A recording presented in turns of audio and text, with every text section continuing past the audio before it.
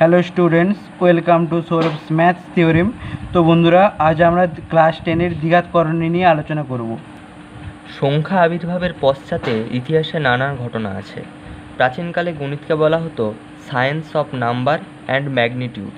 তা থেকে আমরা ধারণা করতে পারি যে গণিতের সৃষ্টি সংখ্যা থেকে হয়েছে। নিজস্ব জাগতিক প্রয়োজন মেটানোর তাগিদেই মানুষ গণনা করতে শিখেছে এবং তা থেকেই জন্ম হয়েছে সংখ্যার। স্বাভাবিক মূলত প্রভৃতি সংখ্যার চর্চার পাশাপাশি প্রাচীন গ্রিক সভ্যতায় অমূলত সংখ্যার ধারণা পাওয়া গেলেও ঊনবিংশ শতাব্দীর শেষ দিকে জার্মান গণিতজ্ঞ রিচার্ড ডেভিডকেনকে এর হাত ধরে প্রভূত উন্নতি সাধন হয়েছিল। করণী একটি বাস্তব অমূলত বীজগাণিতিক সংখ্যা। বিভিন্ন গাণিতিক আলোচনায় যেমন বর্গাকার চিত্রের কর্ণের দৈর্ঘ্য, সমবাহু ত্রিভুজের ক্ষেত্রফল এবং ত্রিকোণমিতির নানান ক্ষেত্র, এই ধরনের সংখ্যার উপস্থিতি আমরা লক্ষ্য করেছি। এই ধরনের সংখ্যার মানও আমরা জ্যামিতিকভাবে নির্ণয় করতে পারি। বাস্তব জীবনে সরাসরি এই ধরনের সংখ্যার প্রয়োগ সীমিত হলেও পরোক্ষভাবে এই সংখ্যার বিভিন্ন ক্ষেত্রে ব্যবহৃত হয়। মূলত সংখ্যা কাকে বলে না, যে সমস্ত সংখ্যাকে দুটি পূর্ণবর্গ সংখ্যার অনুপাতে অর্থাৎ p/q আকারে প্রকাশ করা সম্ভব, যেখানে q নট ইকুয়ালস টু 0, তাদের মূলত সংখ্যা বলে। যেমন 12, 2, 4/7 ইত্যাদি। অমূলত সংখ্যা কাকে বলে? যে সমস্ত সংখ্যা মূলত নয়, অর্থাৎ যাদের দশমিক বিস্তার অসমাপ্ত এবং আবৃত দশমিক আকারেও প্রকাশ করা যায় না, তাদের অমূলত সংখ্যা বলে। যেমন √2, √3, √7 ইত্যাদি। সমগ্র মূলদ এবং অমূলদ সংখ্যাগুলির সমন্বয় গোষ্ঠীর বাস্তব সংখ্যার গোষ্ঠী, যাদের আমরা ক্যাপিটাল আর দ্বারা প্রকাশ করি। করণী কাকে বলে? কোনো ধনাত্মক সংখ্যার যেসব মূল সম্পূর্ণরূপে নির্ণয় করা সম্ভব নয় বা মূলদ সংখ্যার আকারে প্রকাশ করা সম্ভব নয়, তাদেরকে আমরা করণী বলব। যেমন -√5, √13 ইত্যাদি। কিন্তু √4, √16, √25 ইত্যাদি করণীর আকারে প্রকাশ করা গেলেও এরা করণী নয়। করণীর ক্রম কাকে বলে? একটি করণীতে উপস্থিত মূল নির্ণায়ক সূচককে বলা হয় করণীর ক্রম। যেমন n√a আকার করণীতে n হলো করণীর ক্রম। এরপর আমরা আলোচনা করব করণীর প্রকারভেদ সম্পর্কে। করণীকে 6 ভাগে ভাগ করা যায়। প্রথমত শুদ্ধ করণী। n-তম পূর্ণঘাত নয় এরূপ একটি ধনাত্মক পূর্ণ সংখ্যা a এর n-তম মূল n√a, যার 1, -1 ব্যতীত অন্য কোনো মূলদ সহগ থাকে না, তাকে শুদ্ধ করণী বলে। যেমন √3, 3√5 ইত্যাদি। এরপর মিশ্র করণী। কোনো করণীর অমূলদ অংশের সহগ 1, -1 ভিন্ন যে কোনো মূলদ সংখ্যা হলে সেই করণীকে মিশ্র করণী বলে। যেমন 3√5, 5√6 ইত্যাদি। এরপর সরল করণী। এক পদ বিশিষ্ট করণী সরল করণী নামে পরিচিত। যেমন √5, √10 ইত্যাদি। যৌগিক করণী। 2 বা ততোধিক সরল করণীর অথবা একটি মূলদ সংখ্যা ও একটি সরল করণীর যোগফল ও বিয়োগফল দ্বারা গঠিত করণীকে যৌগিক করণী বলে। সদৃশ করণী। দুটি করণীর যদি অমূলদ অংশটি একই হয় তবে তাকে সদৃশ করণী বলে। যেমন √3 এবং 5√3 ইত্যাদি। অসদৃশ করণী। দুটি করণীর অমূলদ অংশটি একই না হলে তাকে অসদৃশ করণী বলে। যেমন √3, 2√2। এরপর আমরা আলোচনা করব দ্বিঘাত করণীর সরলতম আকার সম্বন্ধে।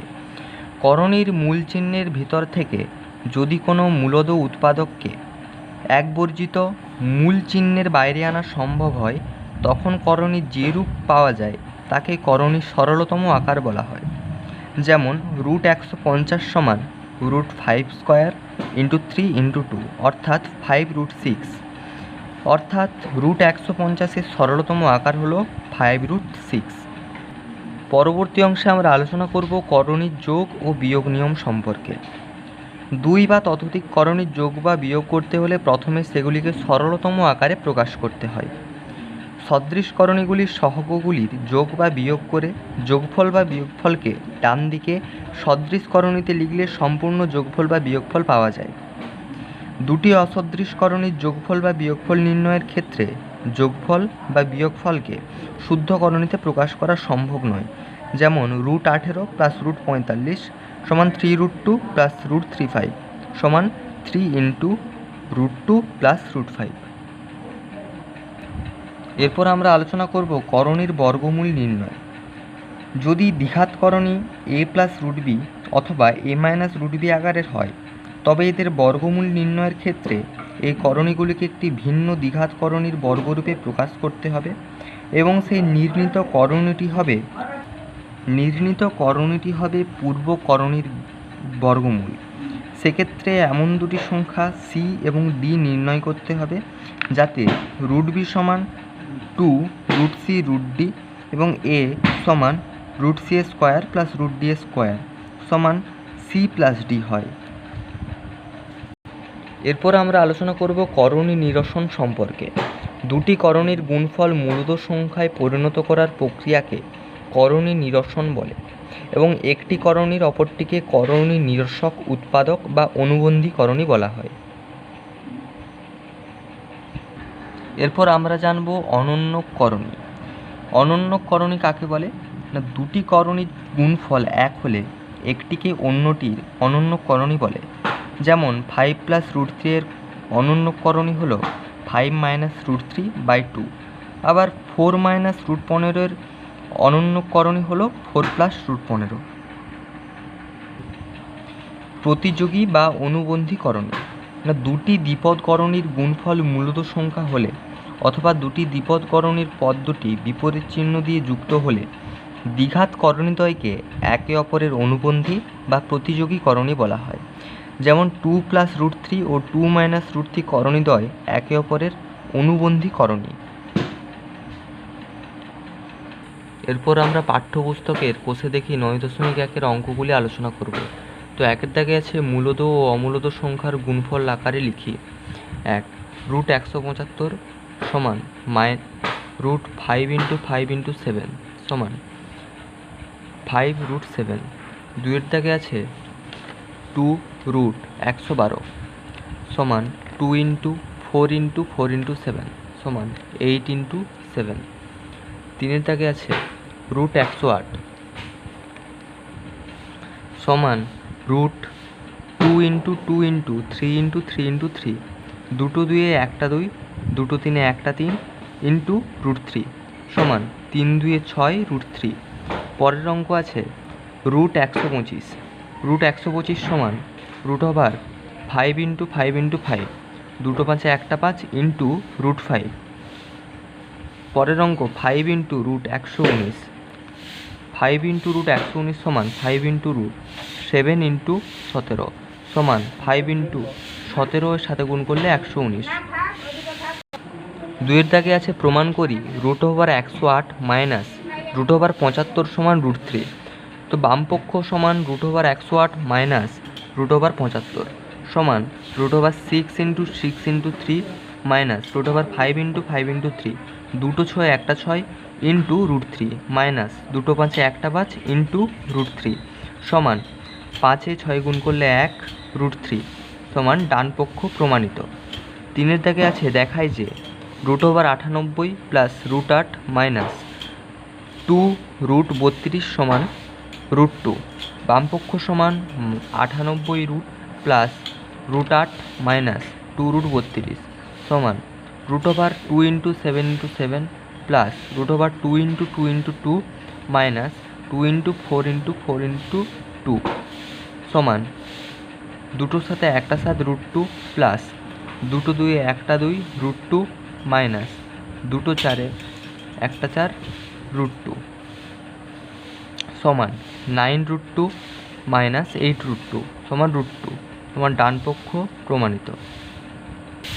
3 এর দাগে আছে দেখায় যে 3√48 মাইনাস 4√75 প্লাস √192 সমান 0। বামপক্ষ সমান 3√48 মাইনাস 4√75 প্লাস √192 সমান 3√48কে আমরা ভাঙলে পাই 12√3 মাইনাস 4√75কে আমরা ভাঙলে পাই 20√3 প্লাস √192কে আমরা ভাঙলে পাই 8√3 সমান 20√3 মাইনাস 20√3। কেটে যে হয় 0 সমান ডান পক্ষ প্রমাণিত। 5 দাগে অঙ্কে আছে সরলতম মান নির্ণয় করি √12 প্লাস √18 প্লাস √27 মাইনাস √32। √12কে আমরা ভাঙলে পাই √2 × 2 × 3, √18কে আমরা ভাঙলে পাই 2 × 3 × 3 রুট প্লাস √27কে আমরা ভাঙলে পাই √3 × 3 × 3 মাইনাস √32কে আমরা ভাঙলে পাই √4 × 4 × 2। তো দুটো দুইয়ে একটা 2 ইন্টু √3 প্লাস √3 × 2 × 3 × 3 এ দুটো 3 একটা 3 ইন্টু √2 প্লাস 3 × 3 × 2 এ দুটো 3 একটা 3 ইন্টু √3 মাইনাস 4 × 4 × 2 এ দুটো 4 একটা 4 ইন্টু √2 সমান 5√3 মাইনাস √2। এরপর আছে 6 দাগের অঙ্কে √5 প্লাস √3 এর সঙ্গে কত যোগ করলে যোগফল 2√5 হবে হিসাব করে লিখি। তো 2√5 থেকে √5 প্লাস √3 আমরা বিয়োগ করব। 2√5 মাইনাস √5 প্লাস √3 সমান 2√5 মাইনাস √5 মাইনাস √3 সমান √5 মাইনাস √3। অতএব √5 প্লাস √3 এর সাথে √5 মাইনাস √3 যোগ করলে 2√5 হবে। বিয়ের দাগে আছে 7 মাইনাস √3 এর সঙ্গে কত বিয়োগ করলে বিয়োগফল 3 প্লাস √3 হবে নির্ণয় করি। তো আমরা 7 মাইনাস √3 এর সঙ্গে 3 মাইনাস √3 বিয়োগ করব। 7 মাইনাস √3 মাইনাস 3 মাইনাস √3 তখন 4 মাইনাস 2√3। অতএব 7 মাইনাস √3 এর সাথে 4 মাইনাস 2√3 বিয়োগ করলে বিয়োগফল 3 প্লাস √3 হবে। সি এর দাগে আছে 2 প্লাস √3 √3 প্লাস √5 এবং2 প্লাস √7 এর যোগফল লিখি। তো 2 plus √3 plus √3 plus √5 plus 2 plus √7 সমান 4 2 2 4 প্লাস √3 যোগ করলে হয় 2√3 প্লাস √5 প্লাস √7। ডি এর দাগে আছে 10 মাইনাস √11 থেকে -5 প্লাস 3√11 বিয়োগ করি ও বিয়োগফল লিখি। তো 10 মাইনাস √11 থেকে -5 প্লাস 3√11 বিয়োগ করব হবে 10 মাইনাস √11 প্লাস 5 মাইনাস 3√11 সমান 10 5 যোগ করলে 15 মাইনাস 3 প্লাস 1 সমান 411। ই এর দাগে আছে -5 প্লাস √7 এবং √7 প্লাস √2 এর যোগফল থেকে 5 প্লাস √2 প্লাস √7 বিয়োগ করে বিয়োগফল নির্ণয় করি। তো -5 প্লাস √7 এবং √7 প্লাস √2 এর যোগফল আমরা প্রথমে নির্ণয় করব। -5 প্লাস √7 প্লাস √7 প্লাস √2 সমান -5 প্লাস √7 প্লাস √7 প্লাস √2 সমান -5 প্লাস √7 যোগ করলে হয় 2√7 প্লাস √2 সমান প্লাস √2 প্লাস 2√7 মাইনাস 5। অতএব এর থেকে আমরা 5 প্লাস √2 প্লাস √7 বিয়োগ করব।